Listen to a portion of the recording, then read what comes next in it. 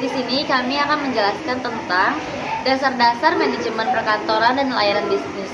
Sebelumnya, perkenalkan saya Syami Ambari. Saya Syampo Resmali. Saya Nino Karini. Saya Marisa Jevina.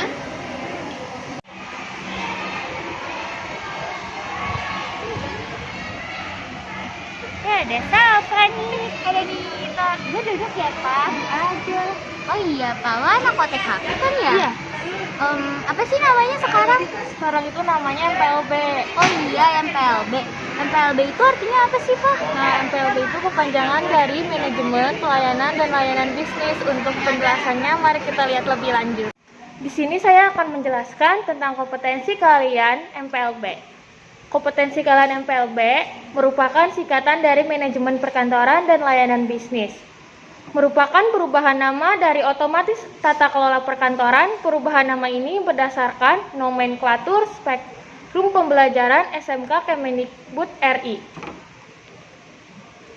Jurusan MPLB atau dulunya Administrasi Perkantoran atau AP merupakan salah satu kompetensi kalian dari program keahlian manajemen perkantoran pada bidang keahlian bisnis dan manajemen. Jurusan MPLB akan membekali siswa dengan kemampuan pada bidang administrasi baik secara pengetahuan, keterampilan, dan sikap dalam menyelesaikan pekerjaan-pekerjaan perusahaan atau kantor. Secara teknis, SMK jurusan MPLB akan mempelajari segala jenis kegiatan kantor, mulai dari pembukuan, pengarsipan, memanfaatkan pengetahuan, keterampilan, teknologi informasi. Oh gitu. Terus untuk materi yang dipelajari di MPLB itu ada apa sih, Pak? Nah, berikut penjelasannya tentang materi yang dipelajarkan. Berikutnya adalah mata pelajaran yang diajarkan di jurusan Otomatisasi dan Tata Kelola Perkantoran atau yang sekarang disebut dengan MPLB. Yang pertama, Otomatisasi Tata Kelola Kepegawaian.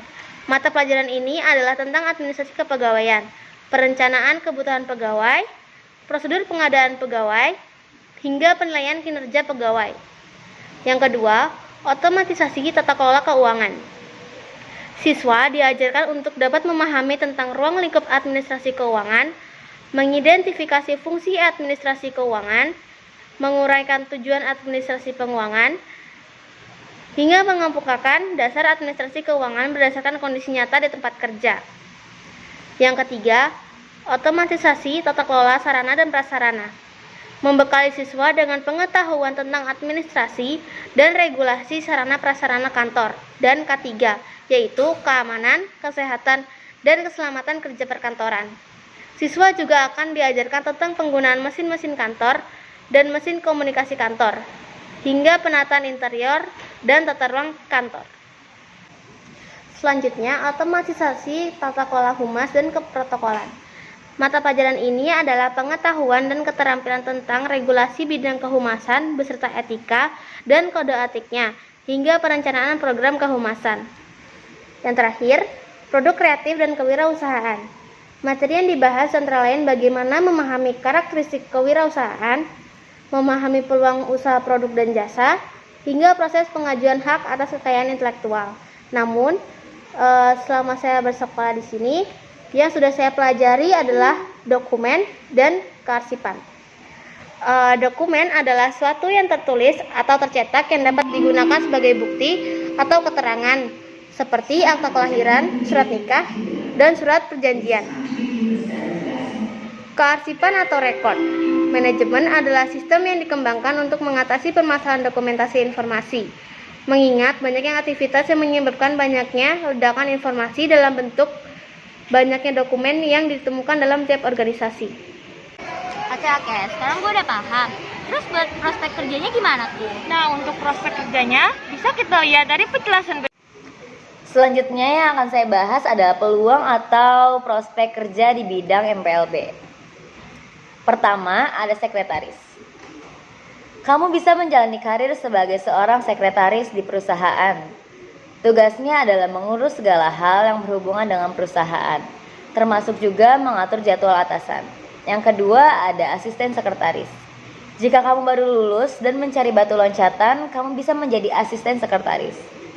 Kamu akan membantu tugas-tugas sekretaris utama di tempat tersebut. Selanjutnya ada staf personalia.